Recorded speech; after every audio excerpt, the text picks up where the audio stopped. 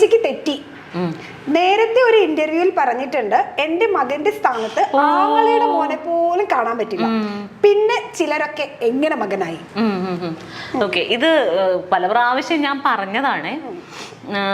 ഇതിപ്പോ എൻ്റെ ഒരു പ്രിയ സുഹൃത്തുണ്ട്, ദയാശ്വതി എന്ന് പറഞ്ഞിട്ട്. ആ കുട്ടി ഇങ്ങനെ ഇതേപോലെ കഴിഞ്ഞ ദിവസം എനിക്ക് ആരോ ഇത് അയച്ചു തന്നു, ഒരു വീഡിയോ. ഇവളിങ്ങനെ ഇരുന്നിട്ട് എനിക്ക് മഞ്ജു പത്രോസിനോട് ഒരു ചോദ്യം എന്നൊക്കെ പറഞ്ഞിട്ട് എന്റെ കയ്യിലുള്ള നമ്പർ ഉണ്ട്, എന്നോട് ചോദിക്കാനായിട്ട് എന്റെ അടുത്ത് ചോദിച്ചാ പോരെ? അതിനൊരു അവളുടെ സംശയമാണെങ്കിൽ വിളിച്ചു ചോദിച്ചാൽ മതി. അവളുടെ സംശയമാണെന്നാണ് അവള് പറഞ്ഞത്. എനിവേ, എന്റെ മകനായിട്ട് എനിക്ക് വേറെ ആരെയും കാണാൻ പറ്റില്ല എന്ന് പറഞ്ഞത് ഞാൻ തന്നെയാണ്. അത് ബിഗ് ബോസിനൊക്കെ ഒരുപാട് മുമ്പാ. ഒരുപാടല്ല, എനിക്ക് തോന്നുന്നു ബിഗ് ബോസിന് പോകുന്നതിന്റെ തലേന്നോ എന്നാണെന്ന് ഞാനൊക്കെ സംഭവം ഞാൻ പറഞ്ഞതാണ്. അതുവരെ എനിക്ക് അങ്ങനെ കാണാനും പറ്റില്ലായിരുന്നു. ഒരമ്മമാർക്കും പറ്റിയിട്ടുണ്ടാവില്ല എന്നാണ് എൻ്റെ ഒരു കാൽക്കുലേഷൻ.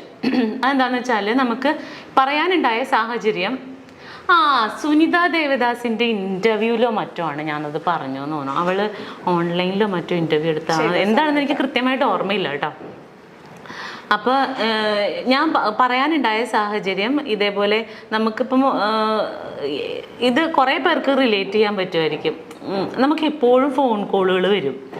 മിക്കവാറും ഈ നമ്മുടെ നമ്പറുകൾ കിട്ടിക്കഴിഞ്ഞാൽ ഇങ്ങനെ വിളിച്ചിട്ട് എല്ലാവരും അല്ല കേട്ടോ, വളരെ കുറച്ച് പേര് വിളിച്ചിട്ട് എനിക്ക് എൻ്റെ സ്വന്തം പെങ്ങളെ പോലെയാണ്, എൻ്റെ മകളെ പോലെയാണ്, സ്വന്തം പെങ്ങളാണ് ഞാൻ അങ്ങനെ. അപ്പം ഒരാൾക്ക് ഉള്ളിൽ തോന്നുന്ന ഒരിഷ്ടത്തെ അയ്യോ എനിക്ക് താല്പര്യമില്ല എന്ന് പറഞ്ഞു വെക്കാൻ അവരെ ഹേർട്ട് ചെയ്യേണ്ട കാര്യം നമുക്കില്ലല്ലോ. അപ്പം ചേട്ടാ താങ്ക് യു എന്ന് പറഞ്ഞ് വെക്കും. പിറ്റേ ദിവസവും വിളിക്കും പെങ്ങളുടെ സുഖം അന്വേഷിക്കാൻ.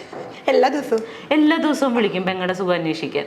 അപ്പം ആ ഒരു സാഹചര്യത്തിലാണ് ഞാൻ പറഞ്ഞത്, അതെന്തിനാണ് അങ്ങനെ ഡെയിലി വിളിച്ച് ഒരാളെ വിളിച്ച് സുഖവിവരം അന്വേഷിക്കേണ്ടത്? പിന്നെ നമ്മൾ എടുക്കാതാവും കോള്, ശല്യമായി മാറും. ചിലപ്പോൾ വീഡിയോ കോളൊക്കെ ചെയ്ത് കളയും. നമ്മൾ എങ്ങനെയാണ് നമ്മുടെ വീട്ടിൽ നിൽക്കണം, അല്ലെങ്കിൽ നമ്മുടെ റൂമിൽ എന്തായിരിക്കും നമ്മുടെ അവസ്ഥ എന്നൊന്നും നമുക്കറിയില്ലല്ലോ. ചിലപ്പോൾ കുളിക്കാൻ കയറുന്ന ടൈമായിരിക്കും വീഡിയോ കോളൊക്കെ ചെയ്യും. അപ്പം അതൊക്കെ നമുക്ക് ടെക്നിക്കലി ഇതൊക്കെ ബുദ്ധിമുട്ടല്ലേ. അപ്പൊ അപ്പോഴാണ് ഞാൻ പറഞ്ഞത്, ഇപ്പൊ എന്നെ സംബന്ധിച്ച് എനിക്ക് എൻ്റെ ആങ്ങളെ കാണുന്ന പോലെ എനിക്ക് വേറൊരു ആളെ എൻ്റെ സ്വന്തം ബ്രദറായിട്ട് കാണാൻ പറ്റുമോ?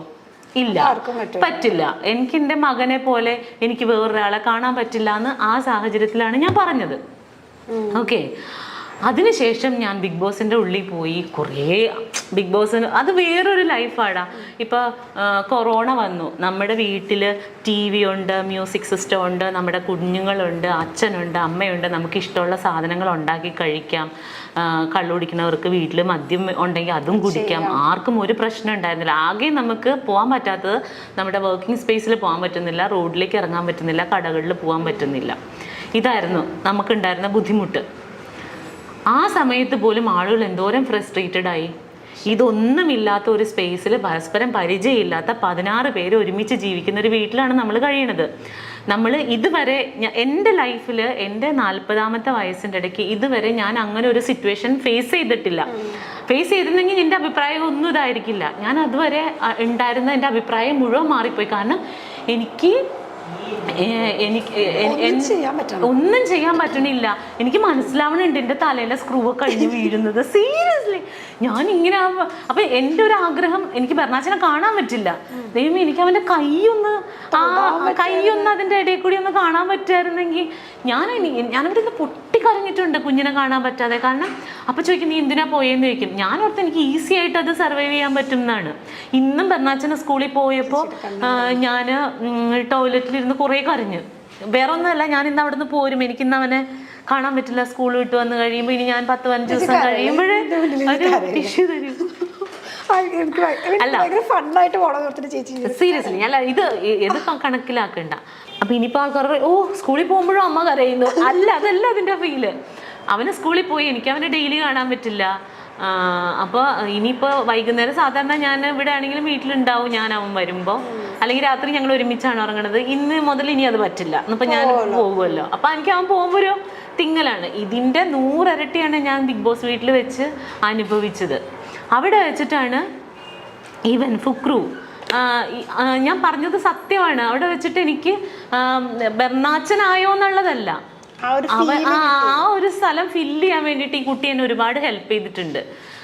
ബർണാച്ചൻ എന്നെ ഡി മഞ്ജു പത്രോസ എന്നൊക്കെ പറഞ്ഞ് എന്റെ മോൻ വന്ന് വിളിക്കും. അതുപോലെയൊക്കെ ബർണാച്ചൻ ഹലോ, അതുപോലെ ഇവൻ പുക്രപ്പം വന്നിട്ട് ഡി മഞ്ജു പത്രോസ എന്ന് വിളിക്കുമ്പോൾ ഞാൻ പെട്ടെന്ന് അയ്യോ എനിക്ക് കൊച്ചു വിളിക്കുന്ന പോലെ തോന്നും. അതുപോലെ ഇപ്പൊ എനിക്ക് ഫുഡൊക്കെ ഭയങ്കര ഇഷ്ടമാണ്. അപ്പോൾ ഇന്നലെ ബർണാച്ചൻ ചോറുണ്ട് കഴിഞ്ഞപ്പോഴത്തേനും ഞണ്ടൊക്കെ എനിക്ക് ഭയങ്കര ഇഷ്ടമാണ്. അപ്പൊ അവൻ ചോറുണ്ട് കഴിഞ്ഞപ്പോൾ അതിൽ നിന്ന് ഒരു കഷ്ണം ഞണ്ടെടുത്ത് എനിക്ക് തന്നു. എനിക്കിഷ്ടമാണെന്ന് അറിഞ്ഞോണ്ടാ. അതുപോലെ തന്നെ ഇവൻ കറിയൊക്കെ വെച്ചിട്ടുണ്ടെങ്കിൽ എനിക്ക് ചിക്കനൊക്കെ ഇഷ്ടമായതുകൊണ്ട് ഇവൻ അവന്റെ ചിക്കൻ പീസ് എനിക്ക് തരുന്നുണ്ട്. എന്റെ പപ്പടം എടുത്തുകൊണ്ട് പോകും അവൻ അതാ ഇഷ്ടം.